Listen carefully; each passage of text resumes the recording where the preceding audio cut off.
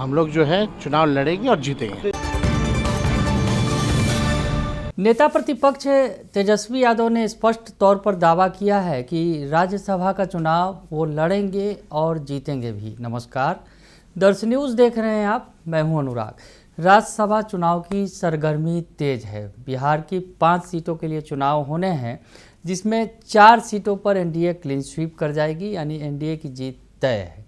लेकिन मामला 5वीं सीट का है और 5वीं सीट पर मामला अटक सकता है। अब कैसे अटकेगा और तेजस्वी यादव का क्या दावा है और तेजस्वी यादव कैसे जीत हासिल करेंगे, ये तमाम बातें हम आपको बताएंगे। लेकिन सबसे पहले आपको तेजस्वी यादव का वो बयान सुनवाते हैं, वो दावा सुनवाते हैं जो तेजस्वी यादव कहते नज़र आ रहे हैं कि हम राज्यसभा का चुनाव जरूर लड़ेंगे और जीतेंगे भी। क्या कह रहे हैं, सुनिए आप। राज्यसभा चुनाव की हम 5 सीटें जीतेंगे।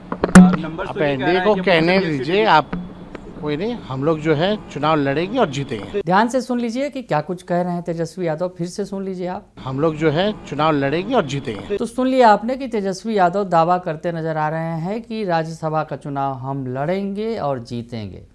खबरें भी आई कि तेजस्वी यादव ने बैठक भी की है, महागठबंधन के दलों के साथ गुपचुप बैठक हुई है और बैठक में रणनीति तैयार की गई है कि आखिर क्या करना है। थोड़ा सा पिछले दिन की बात बता दें आपको कि भाई वीरेंद्र जो हैं आरजेडी के सीनियर विधायक हैं, और भाई वीरेंद्र ने एक संकेत दिया था कि हिना साहब, जो मोहम्मद शहाबुद्दीन जो आरजेडी के सांसद रह चुके हैं, उनकी पत्नी जो हिना साहब हैं, उनको मैदान में उतारा जाए राज्यसभा की 5वीं सीट के लिए बतौर आरजेडी कैंडिडेट, महागठबंधन की कैंडिडेट के तौर पर।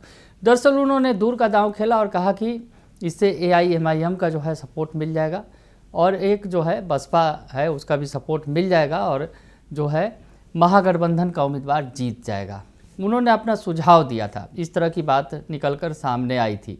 तो महागठबंधन अपने दांव खेलने में लगा हुआ है और आंकड़ा भी बड़ा दिलचस्प है, थोड़ा आंकड़ा भी आपको बताएंगे। 243 सीटें हैं बिहार विधानसभा के अंदर और 243 सीटों में 5 राज्यसभा सीटों का चुनाव होना है।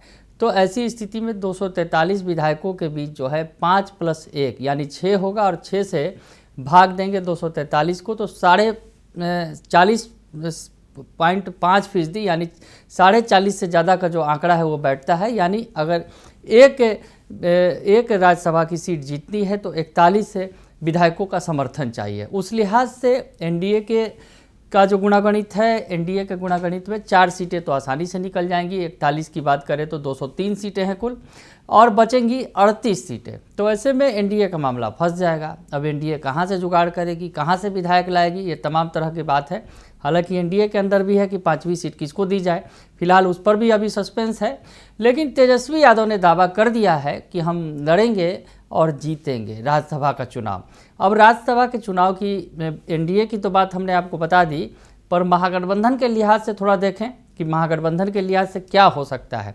महागठबंधन का कुनबा कमज़ोर हुआ है, ये तो तय है कि बिहार विधानसभा चुनाव जो 2025 हुआ उसमें महागठबंधन की जो सीटें हैं महज 35 सीटों पर वो सिमट गए महागठबंधन, जिसमें 25 सीटें आरजेडी की हैं, यानी 25 विधायक जीत कर आए और कुल जमा 35 जो है विधायक हैं महागठबंधन के। तो ऐसे में किस तरह से दावा कर रहे हैं तेजस्वी यादव जीत का, 41 सीटें कहाँ से लाएंगे, 41 विधायक कहाँ से लाएंगे, वो जीत के लिए जो आवश्यक है कम से कम 41 विधायक की ज़रूरत है। तो एक दिलचस्प आंकड़ा ये भी है कि 35 जो महागठबंधन के विधायक हैं उसमें एआईएमआईएम के 5 विधायकों को जोड़ दिया जाए तो संख्या 40 हो जाती है। और उसके बाद बसपा के एक जो विधायक हैं जो जैकपॉट साबित होने जा रहे हैं अगर यूँ कहा जाए चुनाव में, जिनके साथ जाएं बसपा और एआईएमआईएम, उनकी बल्ले बल्ले है। तो सबसे बड़ी कड़ी जो है अगर देखा जाए तो एआईएमआईएम है। एनडीए के लिहाज से भी कह रहा हूँ कि एनडीए के लिहाज से भी एआईएमआईएम का जो खेल है वो बड़ा होगा, बड़ी भूमिका होगी। और आपको याद होगा कि पिछले दिनों एआईएमआईएम ने कह दिया था कि हम अपना उम्मीदवार उतारेंगे, यानी एआईएमआईएम फिराक में है कि हम अपना उम्मीदवार उतारेंगे, अब 5वें उम्मीदवार के तौर पे मुझे समर्थन दीजिए और जिताइए, इस तरह की बातें करते नजर आए थे। खैर, सियासत का गुणागणित इतना आसान नहीं है और राज्यसभा का चुनाव भी इतना आसान नहीं है जितना ऊपर से लग रहा है। इसमें घोड़े दौड़ाने पड़ेंगे लोगों को। अब आप समझ गए होंगे इशारों में जिस तरह से खेल होता रहा है पर्दे के पीछे, वो खेल भी चलेगा, क्योंकि 3 सीट का मसला एनडीए के लिए है।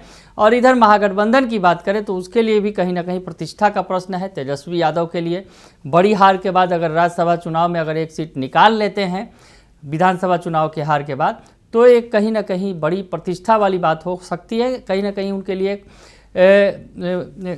सत्ता पक्ष की ओर जो है आक्रामक रवैया दिखाने के लिए ये अगर राज्यसभा की सीट निकलती है तो कहीं ना कहीं जो सत्ता पक्ष के लोग हैं वो बैकफुट पर हो सकते हैं।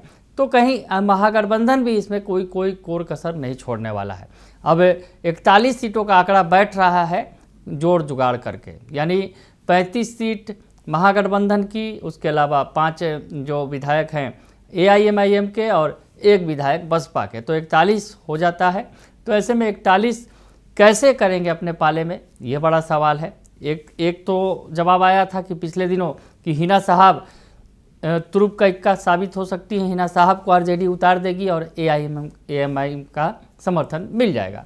अब आगे देखना ये दिलचस्प होगा, लेकिन हम आपको बताएं कि अभी और भी उसमें दावेदार हैं। वामपंथी दल हैं जो हालांकि सभी की संख्या बल से सभी कमज़ोर हैं। सबसे बड़ी पार्टी आरजेडी है, तो स्वाभाविक तौर पे महागठबंधन के अंदर दावा तो आरजेडी का ही होगा, आरजेडी ही अपना कैंडिडेट उतारेगी, नहीं तो इस चुनाव में शायद पढ़ना भी ना चाहे।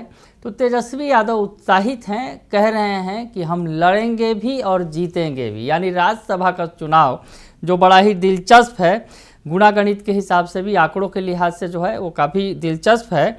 और एनडीए के पास भले ही बहुमत है, लेकिन विपक्ष के पास भी हौसला बुलंद है। और तेजस्वी यादव का हौसला इसलिए बुलंद है कि जो संख्या बल है वो कहीं ना कहीं फिट बैठ सकता है अगर जोड़ जुगाड़ बैठ जाए तो। अब आगे क्या होगा ये देखना दिलचस्प होगा, लेकिन तेजस्वी यादव का दावा है कि हम राज्यसभा का चुनाव लड़ेंगे भी और जीतेंगे भी। 5वीं सीट का मसला है।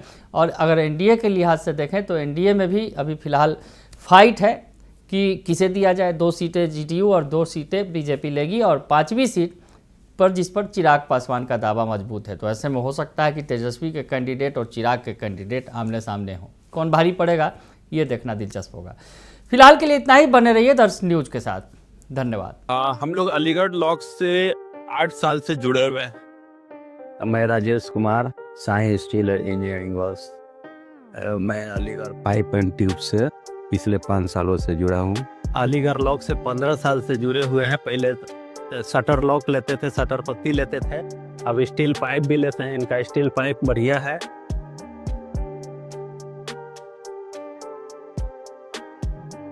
मजबूती का असली नाम अलीगढ़ ट्यूब्स शटर। पटना से लेकर पूरे इंडिया तक क्वालिटी स्टील प्रोडक्ट्स जो आपके हर प्रोजेक्ट को दे मजबूती और भरोसा, और एकदम टाइम पर डिलीवरी। तो अभी कॉल करें